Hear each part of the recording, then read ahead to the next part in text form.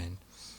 Nos sentamos, queridos hermanos, y como siempre quiero dar gracias a Dios y gracias al pastor Esteban y gracias a la congregación por el privilegio y la responsabilidad de compartir la palabra de Dios. Este es un hermoso texto de esos pasajes bonitos y hermosos del Antiguo Testamento.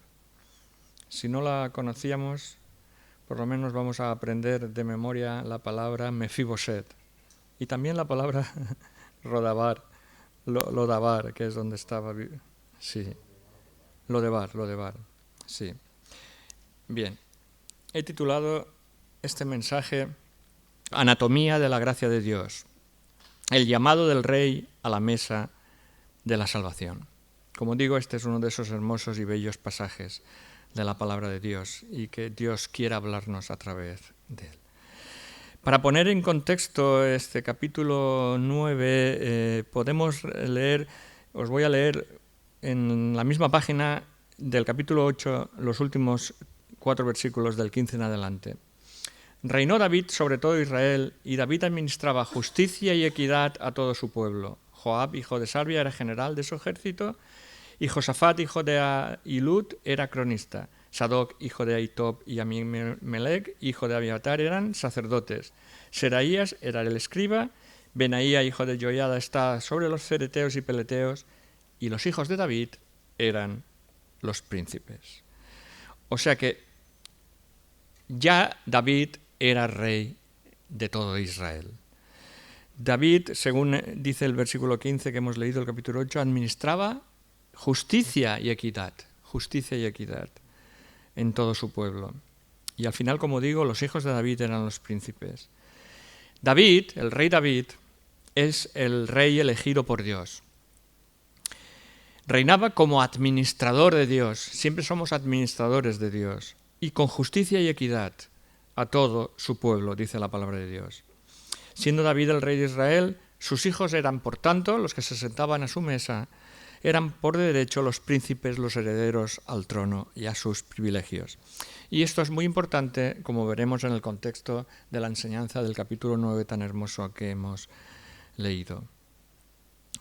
David es una historia, esta la del capítulo 9, que revela la grandeza, la bondad y la misericordia de David. Que dice la palabra de Dios que tenía un corazón como el corazón de Dios. El rey David practica en este capítulo 9 lo que ha aprendido de Dios. Da en este capítulo 9 lo que ha recibido de Dios, es decir, misericordia. Como dice, voy a leer algunos de los versículos de los propios salmos del propio rey, escritos por el propio rey David, cuando dice en el Salmo 4, respóndeme cuando clamo, Dios de mi justicia, cuando estaba en angustia, tú me hiciste ensanchar, ten misericordia de mí y oye mi oración. En el Salmo 5, mas yo por la abundancia de tu misericordia entraré en tu casa. En el Salmo 6, vuélvete, oh Jehová, libra mi alma, sálvame por tu misericordia. En el Salmo 9, ten misericordia de mí. En el Salmo 13, mas yo en tu misericordia he confiado. En el Salmo 17, muestra tus maravillosas misericordias, tú que salvas a los que se refugian a tu diestra, de los que se levantan contra ellos. En el Salmo 18, grandes triunfos da a su rey, y hace misericordia a su ungido, a David y a su descendencia para siempre. Y uno muy hermoso, el Salmo 23, 6, ciertamente, es un himno, ciertamente el bien y la misericordia me seguirán todos los días de mi vida, y en la casa de Jehová moraré por largos días. Aquí vemos en el texto leído de 2 Samuel capítulo 9 la historia de Mefiboset, que antes de seguir adelante significa portador o destructor de vergüenzas. ¿A quién le gusta que le vayan recordando sus vergüenzas, sus pecados? Es Mefiboset quizá uno de esos nombres que no solemos poner a nuestros hijos. Igual que nadie pone a su hijo el nombre de Judas Iscariote, porque no nos gustan los traidores. Pero tampoco pone nadie a su hijo Mefiboset. Yo no conozco a nadie. Más bien suena a un grupo de música pop de los 80. Hay nombres más bonitos en la Biblia. Pues, ¿qué os voy a decir? El nombre de Isaac, de Gabriel, de Lucas, de Yeshua con SH, o de Kevin Costner de Todos los Santos. Mefiboset, en el contexto histórico, era el hijo de Jonatán, algunos dicen Jonatán, bueno, Jonatán, y por tanto nieto de Saúl, del rey Saúl, el primer rey de Israel. Y es importante recordar aquí algunos de los antecedentes de quién era el rey Saúl. Saúl es el primer rey de Israel. Es el rey elegido por los hombres. Y ya sabemos lo que pasa cuando los hombres eligen a otros hombres como líderes del pueblo de Dios. Confusión y división. Porque el orden bíblico de Dios es elección de Dios, llamamiento de Dios y unción y preparación de Dios. Dicen muchos textos y uno de ellos en el Nuevo Testamento en Hechos 20:28, por tanto mirad por vosotros y por todo el rebaño en que ¿quién? El Espíritu Santo os ha puesto por obispos, ancianos o pastores para apacentar la iglesia del Señor, la cual Él ganó por su propia sangre. Querer ocupar a las bravas el lugar que no nos corresponde viene de un corazón lleno de orgullo y vanidad. Y Saúl es el rey del orgullo de los hombres, que consiguen 17 carros rodados y 500 monaguillos, los macarras de la moral, como los llama el poeta español, el cantante Joan Manuel Serrat. Te acosan por la vida azuzando el miedo, pescando en el río turbio del pecado y la virtud, vendiendo gato por liebre a costa de un credo, fabrican platos rotos que acabas pagando tú. Son la salsa de la farsa, el meollo de un mal rollo, la mecha de la sospecha, la llama de la gindama. Son el alma de la alarma, el recelo es su arma, los chulapos del gazapo, los macarras de la moral. La Biblia lo dice Jesús de forma muy clara. Los Saúles de este mundo son ciegos, guías de ciegos, corazones llenos de envidia y de rencor, corazones llenos de avaricia y de celos. Saúl había sido siempre enemigo cruel y despiadado de David, del rey David, este que estamos viendo en 2 Samuel capítulo 9. Y Saúl fue elegido por los hombres, sí, pero desechado por Dios. ¿Y por qué? En la historia bíblica, lo podemos leer en los capítulos anteriores, Saúl es desechado por sus frutos de soberbia, prepotencia y desobediencia a la palabra de Dios, al orden establecido por Dios. Jesús mismo nos lo recuerda en Mateo 24 cuando dice: muchos falsos profetas se levantarán y engañarán a muchos. Y por haberse multiplicado la maldad, el amor de muchos se enfriará. Y también dice cómo podemos distinguir a estos engañadores. En Mateo 7 dice: guardaos de los falsos profetas, que vienen a vosotros como vestidos de ovejas, pero por dentro son lobos rapaces. Por sus frutos los conoceréis. Ahí está la clave. Por sus frutos los conoceréis. ¿Acaso se recogen uvas de los espinos o higos de los higos de los abrojos? Así todo buen árbol da buenos frutos, pero el árbol malo da frutos malos. Y no puede el buen árbol dar malos frutos, ni el árbol malo dar frutos buenos. Todo árbol que no da buen fruto es cortado y echado en el fuego. Así que, por sus frutos los conoceréis. Y aunque los sabemos, aunque quizá no de memoria, pero los frutos del Espíritu, según el apóstol Pablo en Gálatas 5, 22 y 23, son amor, gozo, paz, paciencia, benignidad, bondad y fe, mansedumbre y templanza, y contra tales cosas no hay ley. Sin embargo, Jesús dice de los fariseos: como mucho, estoy parafraseando, haced lo que dicen, pero no lo que hacen. En Mateo 15 dice: porque del corazón salen los malos pensamientos, los homicidios, los adulterios, las fornicaciones, los hurtos, los falsos testimonios y las blasfemias. Judas, el bueno, el hermano de Santiago y Jesús, nos dice en su carta bíblica las características, es importante, las características de estos falsos saúles, maestros. Escucha bien. En el 10 en adelante: estos blasfeman de cuantas cosas no conocen, y en las que por naturaleza conocen se corrompen como animales irracionales. Y en el 12, estos son manchas en vuestros ágapes, que comiendo impúdicamente con vosotros se apacientan a sí mismos, nubes sin agua, llevadas de acá para allá por los vientos, árboles otoñales sin fruto 2 veces muertos y desarraigados, fieras ondas del mar que espuman su propia vergüenza, estrellas errantes. Nada que añadir a este hermoso texto de la palabra perfecta.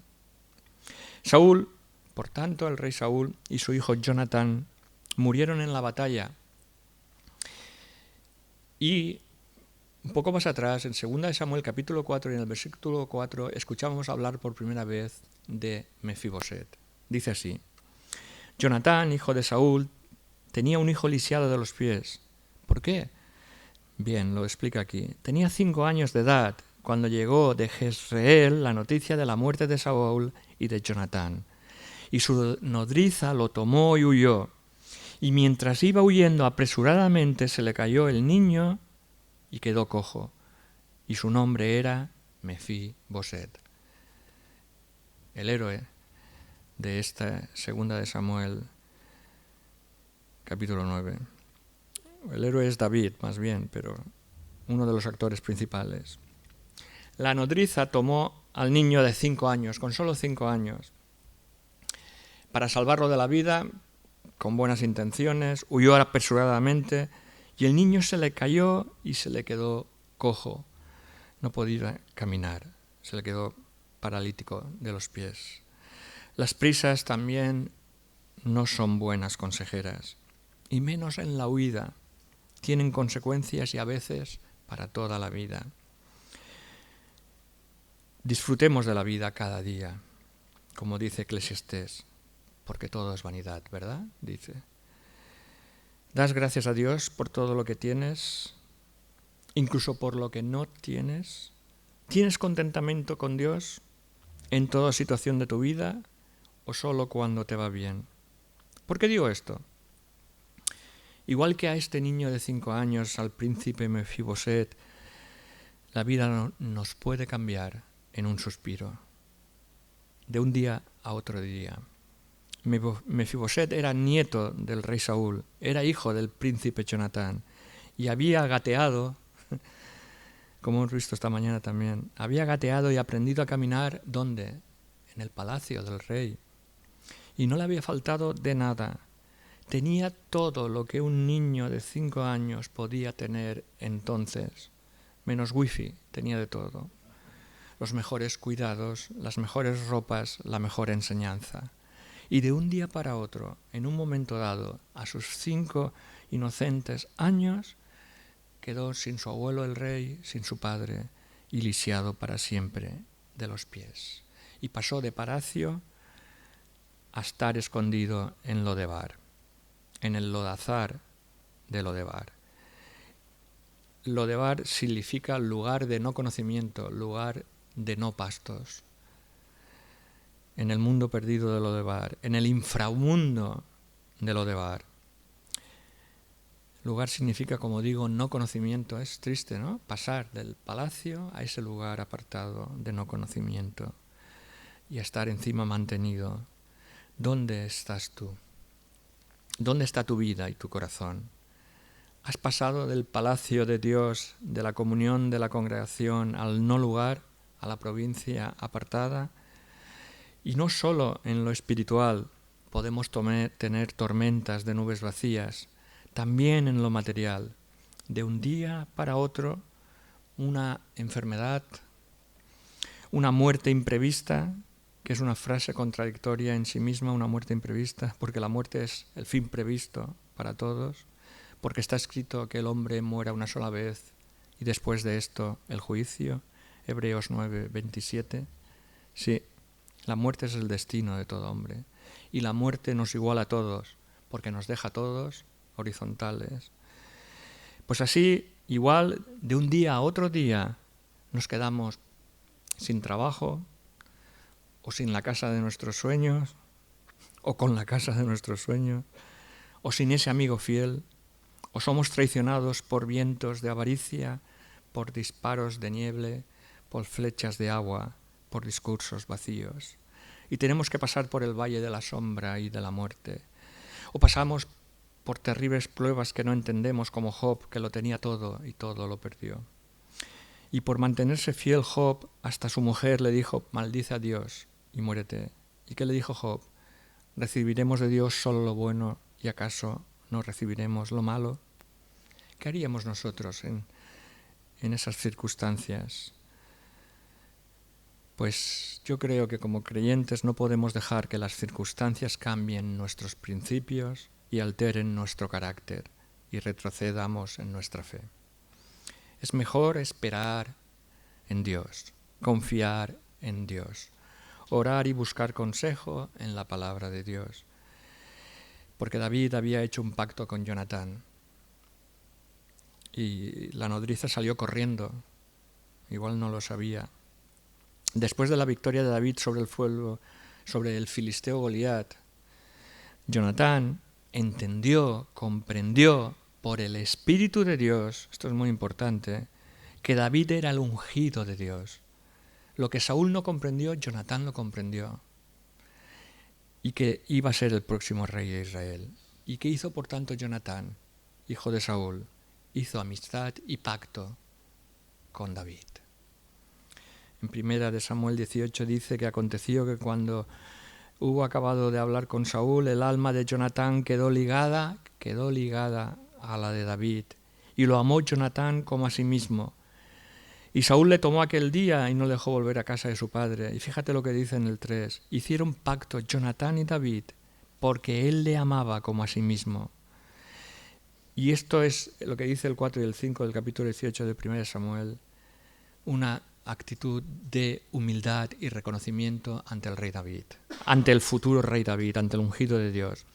Jonatán se desposeyó de su manto que llevaba y se lo dio a David, y otras ropas suyas, hasta su espada, su arco y su talabarte. Y salía David a donde quiera que Saúl le enviaba y se portaba prudentemente. Y lo puso Saúl sobre gente de guerra y era acepto a los ojos de todo el pueblo. Aproximadamente 15-16 años desde que David vence a Goliat hasta que muere Jonatán, fueron amigos íntimos, hicieron pacto. Y como digo, en ese texto que hemos leído, 1 Samuel 18, Jonatán se rinde en humildad ante el ungido de Dios, en reconocimiento de su glorioso futuro, y lo que le es revelado por el Espíritu Santo le es revelado. Esa actitud humilde es difícil de ver, tanto entonces como hoy en día. Algo parecido ya escuchamos la semana pasada, me gustó mucho.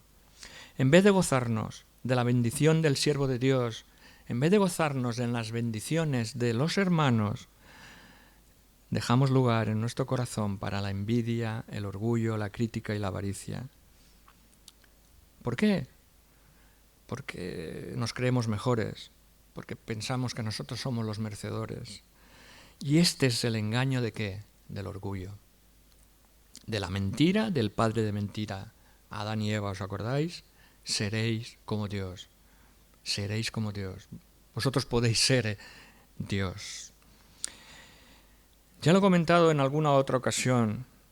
Hay un cómic francés cuyo título no entendía de niño, que se llama Iznogud el infame. Y en el cómic pone Iznogud el infame y debajo pone que quiere ser califa en el lugar del califa. Pues durante muchos años decía yo, ¿esto qué es un trabalenguas? No lo entendí. Tuve que hacerme mayor para entender la infamia de Iznogud. De todos los Iznoguces y Saúles que quieren ser califas en el lugar del califa. Conocemos a muchos en la periferia de nuestras vidas. Así que Mefiboset es hijo de Jonatán, el amigo fiel del rey David. Qué bueno, qué regalo encontrar un amigo fiel. Encontrar amigos en los que podamos confiar de verdad. Hermanos y hermanas. Y estos son los hermanos y hermanas que nunca en la vida te van a abandonar.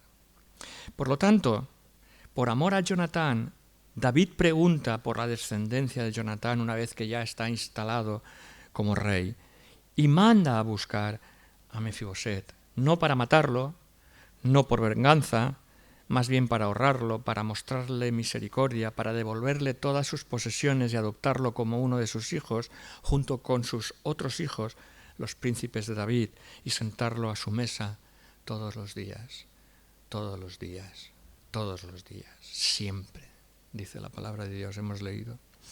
Qué gran honor ser llamado por el gran rey para vivir en Jerusalén, en la casa del rey, y sentarse a comer en comunión en la mesa del rey, con sus hijos, con su familia, desde el no conocimiento a la hermosa y abundante conocimiento de la palabra de Dios de la mesa del rey.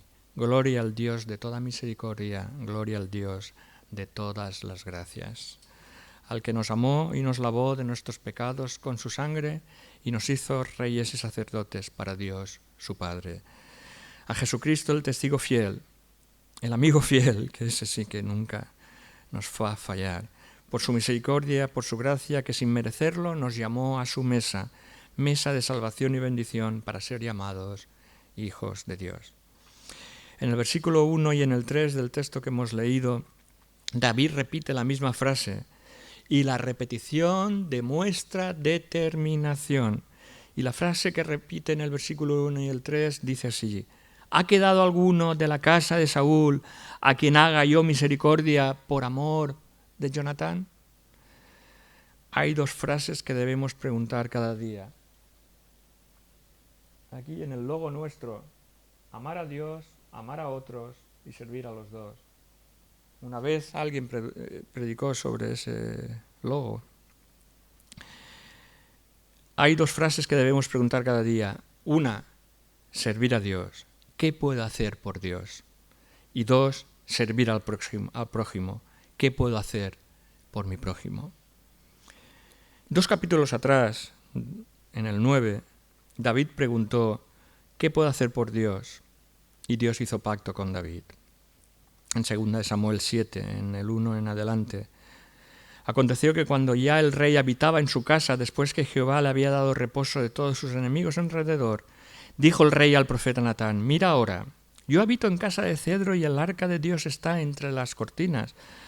Y Natán dijo al rey, anda y haz todo lo que está en tu corazón, porque Jehová está contigo. Aconteció aquella noche que vino palabra de Jehová a Natán, el profeta, diciendo, ve y di a mi siervo David, así ha dicho Jehová, ¿tú me has de edificar casa en que yo more? En el 8, ahora pues dirás así a mi siervo David, así ha dicho Jehová de los ejércitos, yo te tomé del redil de detrás de las ovejas para que fueses príncipe sobre mi pueblo, sobre Israel.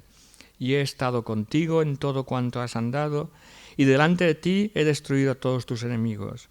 Y te he dado nombre grande como el nombre de los grandes que hay en la tierra. En el 11, y a ti te daré descanso de todos tus enemigos, así mismo Jehová te hace saber que él te hará casa a ti.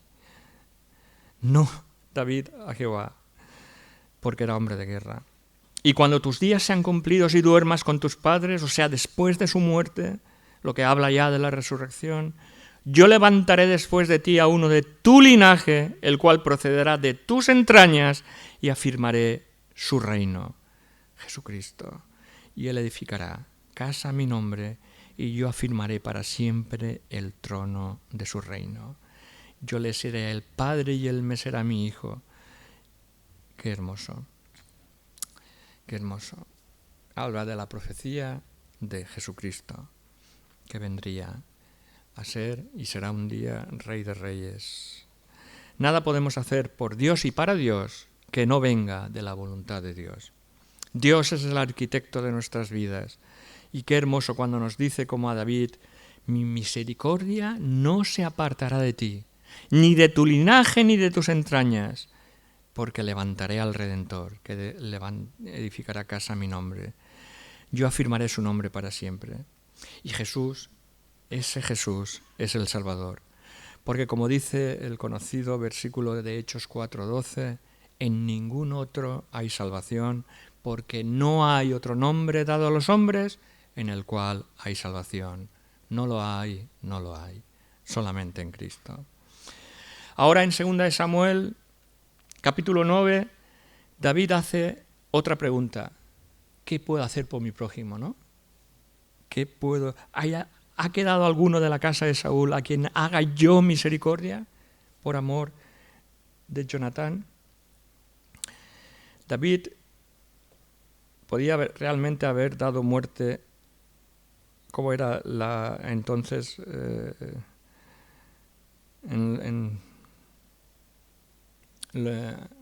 a Mefiboset, pero no lo hace así, le muestra su misericordia. Se me ha traspapelado un momento. Fíjate en 2 Samuel que el criado no le había dado el nombre de Mefiboset, en el texto no le había dado el nombre. Siba, el criado, que Siba es harina de otro costal, no vamos a entrar en esto, pero no es trigo limpio, pero eso es otra historia. No le da a David el nombre de Mefiboset, pero David, cuando conoce a Mefiboset, lo llama por su nombre. O sea que no se avergüenza del nombre del hijo de su amigo fiel, igual que Dios nos avergüenza de nosotros cuando creemos en Jesucristo como nuestro Salvador. Entonces, imaginemos la escena a partir del versículo 4. Entonces el rey le preguntó, ¿dónde está? Y Siba le respondió al rey, he aquí está en casa de Maquir, hijo de Amiel, en Lodebar. Ya sé que estoy avanzando muy rápido, pero escucha atentamente lo que Dios nos quiere decir. Mefiboset está escondido y mantenido, y como está lisiado de los 2 pies, pues constantemente ayudado en un pequeño cuarto, una habitación, en un lugar donde nunca pasa nada, donde no hay alimento de Dios. Vivía en el no lugar, y allí estaba desde hacía 15 años, después de tenerlo todo, como hemos dicho, y después de perderlo todo. Después de vivir en el palacio como príncipe y como un niño feliz con su familia hasta los 5 años, llega un día que de repente todo cambia. Pero ahora la misericordia de Dios llama a su puerta. La misericordia de Dios le alcanza y lo llama a la mesa de salvación y bendición. Y llegan, imagínate esa escena, llegan a Lodebar, ese pequeño no lugar, esa pedanía, en un lugar perdido que seguramente ni existe hoy, un séquito del ejército del rey David, del gran rey, en aquel lugar abandonado de no comunión, donde nunca pasa nada, donde el rey ha mandado a llamar a Mefiboset. Y esto me recuerda a Lucas 19:10, porque dice que el Hijo del Hombre vino a buscar y a salvar lo que se había perdido. Y también otro pasaje similar en Marcos 10:45, el Hijo del Hombre no vino para ser servido, sino para servir y para dar su vida en rescate por muchos. Entonces, imagínate la escena, es emocionante. Para eso Dios nos ha dado imaginación. Llaman a la puerta de la casa de Maquir, en Lodabar. Mefiboset, en ese rincón, en esa habitación pequeña donde estuviera escondido, impedido y perdido. Toc, toc, ¿quién es? Una rosa y un clavel. Hable la muralla. Toc, toc, ¿quién es? El sable del coronel. Cierra la muralla. Toc, toc, ¿quién es? La paloma y el laurel. Hable la muralla. Toc, toc, ¿quién es? El alacrán y el 100 pies. Cierra la muralla. Al corazón del amigo abre la muralla. Al veneno y al puñal cierra la muralla. Al mirto y a la hierbabuena abre la muralla. Al diente de la serpiente cierra la muralla. Al ruiseñor en la flor abre la muralla. Hermosa poesía cantada por Ana Bailén y Víctor Manuel. Toc, toc, ¿quién es? Es el rey que llama a tu puerta. Al infame y al defamador cierra la puerta, y al portador de misericordia abre la puerta. Y así abrieron la puerta esos soldados, ese séquito del rey, y le dicen a Mefiboset, venimos a por ti. ¿Cómo iría su corazón a 200 por hora? Venimos a por ti porque el rey quiere verte. Imagínate el vuelco del corazón de Mefiboset. El rey me ha encontrado, el rey me quiere matar. Entonces el rey mandó a traerlo a la casa de Maquir hijo de Amiel de Lodebar, y al llegar Mefiboset, hijo de Jonatán, hijo de Saúl, ante David, antes de pronunciar palabras ni David ni Mefiboset, ¿qué hace? Se postra sobre su rostro, se echa hacia adelante y hace una referencia. Alguien impedido de los pies, lisiado de los pies, significa que no se va a poder volver a levantar. Se humilla delante de David, aun sin saber lo que le va a pasar. Se humilla sobre su rostro y le hace reverencia. Y David le dijo: Mefiboset, aquí tienes a tu siervo, respondió él. Y ahora cuando Mefiboset se presenta ante David, esperó recibir lo que merecía, la pena de muerte. Se postró sobre su rostro. Pero David, que lo llama por su nombre, igual que Dios te llama por tu nombre y te conoce, porque David conoció, se preocupó de saber su nombre, le habló amorosamente y bondadosamente y le dice, a David añadió, no tengas temor. ¿Cuántas veces Jesús decía, no temáis? No tengas temor, porque a la verdad yo tendré misericordia contigo. ¿Por qué? Por amor de Jonatán, tu padre, porque había hecho pacto con Jonatán. Y los hombres de Dios cumplen su palabra. Te devolveré todas las tierras de tu padre Saúl y tú comerás siempre a mi mesa. Es que es hermoso. David rápidamente disipa sus temores, porque el amor quita todo el temor. Incluso el más grande de todos los temores del hombre, el amor quita el temor a la muerte. En el momento de la salvación es el temor más grande que nos quita. Y si vivimos, para Dios vivimos. Y si morimos, para Dios morimos, dice el apóstol Pablo. Y le explicó el motivo por el cual le había mandado llamar. Por amor de Jonatán, tu padre.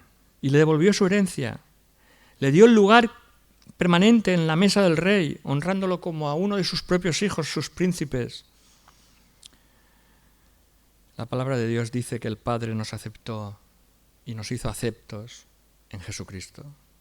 Efesios lo explica muy bien del 3 al 8. Bendito sea el Dios y Padre de nuestro Señor Jesucristo, que nos bendijo con toda bendición espiritual en los lugares celestiales en Cristo, según nos escogió en Él antes de la fundación del mundo para que fuésemos santos y sin mancha delante de Él, en amor, habiéndonos predestinado para ser adoptados hijos suyos por medio de Jesucristo, por el puro afecto de su voluntad, para alabanza de la gloria de su gracia, con la cual nos hizo aceptos en el amado, en Jesucristo, en quien tenemos ¿qué? Redención por su sangre, el perdón de pecados, según las riquezas de su gracia, que hizo sobreabundar para con nosotros en toda sabiduría e inteligencia. Por cierto, en esa mesa, los príncipes de David, del hijo de David, muchos de ellos morirían en los próximos capítulos.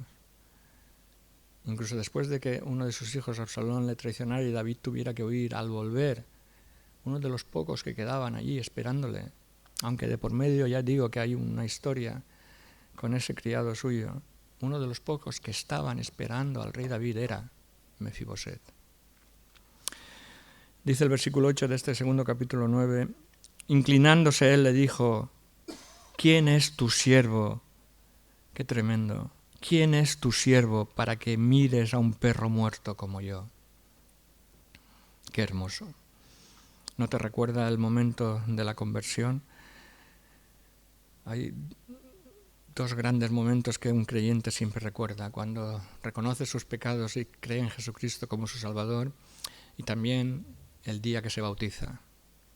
Por lo menos, por supuesto, el primero es el más importante, pero no por ello el segundo deja de serlo. ¿Quién es tu siervo para que mires a un perro muerto como yo? Esta actitud, esas palabras de Mefiboset muestran su humillación y reconoce su estado de pecado y de perdición. Observemos la reacción de Mefiboset a todo esto. Si hubiera en vez del rey David estado sentado allí otro rey, habría sido muerto, porque mataban a todos los principitos para que no pudieran reclamar el trono. Consciente de ello, Mefiboset, después de esos duros 15 años en la tierra de no nadie, en la tierra de no alimento, en ese lugar perdido de Lodabar, su corazón se rompe y se quiebra delante del gran rey. Se considera a sí mismo como un perro muerto. David le confirmó que para él Mefiboset era el hijo de Jonatán. ¿Y sabéis eso? Un hijo o una hija se parecen ¿a quién? A su padre y a su madre. David veía en Mefiboset a su amigo Jonatán.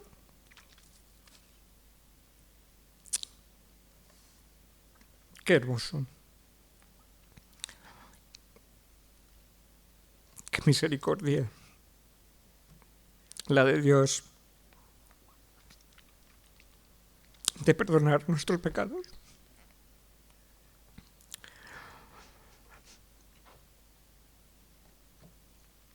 Los versículos 11 al 13. Respondió el rey: conforme a todo lo que ha mandado mi señor, el rey a su siervo, así lo hará. Y Mefiboset dijo el rey, comerá a mi mesa como uno de los hijos del rey. Y en la mesa de Dios hay abundancia, hay bendición, hay salvación y vida eterna. También cuando David va a buscar o manda a llamar porque es el rey a Mefiboset, ¿qué está haciendo? Está evangelizando. Está evangelizando. Y predicar el evangelio a toda criatura. Primero a los de su familia, ¿no? ¿Quién ha quedado de la familia de Jonatán? Mostrar misericordia es un ejemplo también para nosotros, para llamar a la mesa del rey a aquellos de nuestra familia, de nuestros conocidos, de nuestros amigos. Lo que hizo David por Mefiboset fue algo maravilloso, es lo que Dios ha hecho por nosotros, porque Mefiboset somos nosotros, somos tú y yo. Mefiboset somos cada uno de nosotros, perdidos en nuestros pecados. Mefiboset somos tú y yo, que nos descarriamos a una y todos merecemos la perdición eterna, porque la paga del pecado es muerte. Y el regalo de la gracia, la misericordia de Dios es vida eterna en Jesucristo. En primer lugar, el ser humano debe reconocer su estado de pecado y perdición delante de Dios. Y tienes como Mefiboset, postrarte y humillarte delante del Dios, del gran Rey, y reconocer tu pecado, y Dios te dará la mano y Él solo te puede y te levantará en Jesucristo.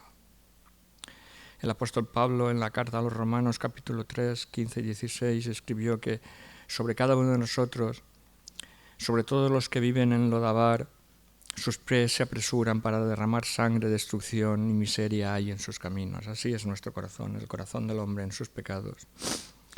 Ese es el informe de la clínica de Dios en cuanto a la raza humana. Nuestros pies nos llevan a la perdición. El profeta Isaías en el capítulo 53 dice: todos nosotros nos descarriamos como ovejas, cada cual se apartó de su camino, mas el Señor cargó en él el pecado de todos nosotros. Y el escritor de Proverbios en el capítulo 16 dice: hay camino que al hombre le parece derecho, pero es camino que lleva a la muerte. Porque hay una cosa muy triste. Podemos salir y evangelizar y traer a la mesa del rey a invitados. Pero hay algo muy, muy triste. Y es que aquellos que están sentados a la mesa del rey se levanten y se vayan a Lodabar, al lugar de la no comunión. Concluye Tony, concluye. Hoy Dios Padre, por la obra consumada de Jesucristo y por el poder del Espíritu Santo, te llama a la mesa del Rey. Hoy Jesucristo te busca para salvarte, no importa dónde vivas, aunque vivas en Lodabar. Hoy Dios te dice: arrepentíos y creed en el Evangelio. Hoy Dios quiere adoptarte en Jesucristo, que seas parte de la familia de Dios junto con todos los príncipes del Rey. y en la mesa del Rey hay abundante bendición y salvación y abundantes viandas y comida. Sal hoy de Lodabar, huye hoy de Lodabar, lejos de la infamia y la perdición. Hoy es día de salvación.